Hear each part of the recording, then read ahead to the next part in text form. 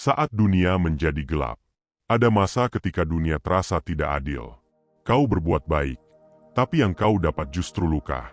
Orang yang kau bantu, suatu hari menikammu dari belakang. Kau bertanya dalam hati, mengapa mereka tega? Kemarahan mendidih di dada, pikiranmu ingin membalas. Namun di tengah gelombang itu, suara kecil dalam hati berbisik, apakah kau ingin menjadi seperti mereka? Itulah awal dari kesadaran stoik. Kesadaran bahwa kejahatan orang lain tidak harus meracuni jiwamu. Mereka boleh menebar racun, tapi kau berhak memilih. Apakah racun itu akan kau minum, atau kau biarkan menguap dalam udara kesabaran? Musuh yang sebenarnya. Orang jahat bukan musuhmu yang sejati. Musuhmu adalah amarah yang meletup di dalam dirimu. Ia menyamar menjadi keadilan, padahal ia hanya keinginan untuk melukai balik. Epiktetus berkata, bukan hal yang terjadi yang menyakitkan kita, melainkan pendapat kita tentang hal itu. Kejahatan mereka adalah ujian, bukan hukuman. Mereka tidak sedang menghancurkanmu, mereka sedang menyingkap siapa dirimu sebenarnya. Apakah engkau mudah terbakar, atau mampu menjadi api yang menerangi? Diam yang mengalahkan. Orang jahat ingin satu hal, membuatmu bereaksi. Mereka ingin melihatmu marah, kecewa, hancur, karena di situ mereka merasa berkuasa. Tapi jika kau diam dan tenang, mereka kehilangan senjatanya. Diam bukan berarti kalah. Diam berarti kau memilih medan perang yang lebih tinggi, bukan di lidah, tapi di hati. Ketika kau mampu berkata dalam batin, aku tidak akan turun ke levelmu, maka saat itulah kau menang tanpa perlu berperang. Kebebasan jiwa. Ketenangan adalah kebebasan tertinggi. Kau tidak bisa mengontrol apa yang orang lakukan padamu, tapi kau sepenuhnya berkuasa atas apa yang kau pikirkan tentang mereka. Ketika seseorang menistamu, sebenarnya ia hanya mengungkap isi dirinya. Jika kau membalas dengan kebencian, kau hanya memperpanjang rantai penderitaan.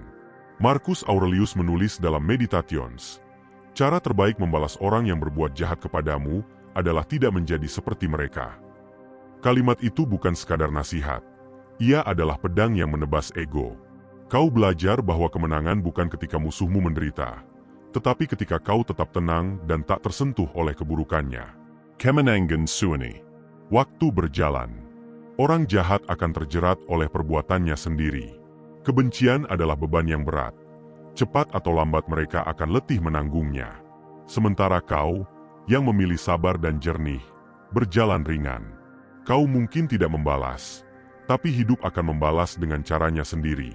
Dan ketika suatu hari kau menatap kembali luka-luka lama itu, kau akan tersenyum, bukan karena sudah menang, tapi karena kau sudah bebas. Bebas dari dendam, bebas dari amarah, bebas dari keinginan untuk membuktikan apapun. Itulah kemenangan sejati seorang stoik, bukan mengalahkan orang lain, tapi menaklukkan diri sendiri. Transformasi diri. Waktu telah mengajarkan satu hal yang tak bisa disangkal, bahwa penderitaan adalah guru yang keras, tapi adil. Dari setiap luka, ada pelajaran yang tertanam diam-diam di dalam hati. Orang yang berbuat jahat padamu mungkin telah mencuri kedamaianmu sesaat, tapi tanpa mereka, kau takkan pernah belajar menjadi kuat seperti sekarang. Setiap kata hinaan melatihmu untuk menahan diri. Setiap pengkhianatan mengajarimu untuk menilai siapa yang benar-benar tulus. Setiap rasa sakit membuatmu lebih bijak dalam mencintai dan lebih hati-hati dalam percaya. Dan dalam semua itu, jiwa yang dulunya rapuh kini berubah, menjadi baja yang ditempa oleh api kesabaran. Kau mulai memahami sesuatu yang dulu samar, bahwa hidup bukan tentang menghindari penderitaan, melainkan tentang menggunakannya untuk tumbuh. Kau tidak lagi bertanya, mengapa ini terjadi padaku, melainkan berkata, apa yang bisa aku pelajari dari ini? Seperti besi yang ditempa di api, jiwamu kini lebih tajam, lebih tenang, lebih berakar pada kebijaksanaan. Kau tak lagi menuntut dunia agar adil, karena kau tahu keadilan sejati bukan di luar sana, melainkan di dalam dirimu, dalam caramu memilih untuk tetap baik, meski dunia tak selalu memperlakukanmu dengan baik. Dan pada akhirnya, kau sadar, orang jahat tidak pernah benar-benar menghancurkanmu. Mereka hanya membantumu menemukan kekuatanmu sendiri. Mereka adalah batu yang kau gunakan untuk membangun pondasi dirimu yang baru. Tanpa mereka, Mungkin kau takkan pernah tahu betapa luasnya kesabaranmu, betapa dalamnya hatimu, dan betapa kuatnya ketenanganmu. Maka, ucapkan dalam hati, terima kasih untuk luka yang kau berikan. Dari situ aku belajar menjadi manusia yang tak tergoyahkan. Keteguhan di tengah dunia. Setelah badai berlalu, langit tak selalu cerah. Kadang mendung kembali datang, dan dunia tetap berjalan dengan segala kebisingannya.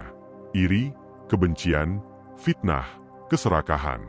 Namun kini, kau bukan lagi orang yang sama seperti dulu. Dulu, kata-kata orang bisa mengguncangmu. Sekarang, mereka hanya lewat seperti angin. Kau dengar, tapi tak terbawa. Kau telah belajar bahwa ketenangan bukan berarti menjauh dari dunia, melainkan berdiri di tengahnya tanpa kehilangan kendali atas dirimu. Kau tetap bekerja, berinteraksi, mencintai, memberi, namun hatimu seperti samudra yang dalam. Apapun yang dilempar ke permukaannya, akan tenggelam tanpa riak besar. Ketika orang berbuat jahat lagi, kau tidak marah. Kau hanya tersenyum kecil dan berkata dalam hati, aku pernah melewati badai yang lebih besar dari ini. Kau menatap mereka bukan dengan kebencian, tetapi dengan belas kasihan, karena kau tahu, orang yang paling jahat seringkali adalah yang paling terluka. Kau tidak lagi ingin membuktikan apa-apa. Kau tidak butuh pembenaran, tidak butuh pengakuan. Kau hanya ingin damai, dan dari kedamaian itu, tumbuh kekuatan yang jauh lebih besar daripada kemarahan manapun. Sebab ketenangan bukanlah kelemahan, melainkan bentuk keberanian yang tertinggi, keberanian untuk tidak ikut terbakar oleh api dunia. Kini, setiap pagi kau menatap matahari dan mengucap syukur. Kau tidak meminta agar hidup menjadi mudah, tetapi agar hatimu tetap kuat, apapun yang terjadi. Kau menapaki jalan yang sama seperti orang lain, namun langkahmu lebih ringan, karena kau tidak lagi membawa beban kebencian. Dan pada malam hari, ketika dunia terlelap, kau duduk dalam diam, merenung tentang betapa jauhnya kau telah berjalan. Dari luka menuju kebijaksanaan. Dari amarah menuju pengampunan. Dari manusia biasa, menjadi jiwa yang tak tergoyahkan. Kau bukan lagi korban dari kejahatan orang lain. Cahaya dalam diri. Setelah semua luka disembuhkan, setelah semua amarah diredam, kau menyadari sesuatu yang sederhana, namun dalam, bahwa ketenangan bukan sesuatu yang datang dari luar, bukan dari keadaan, bukan dari orang lain, bukan dari dunia.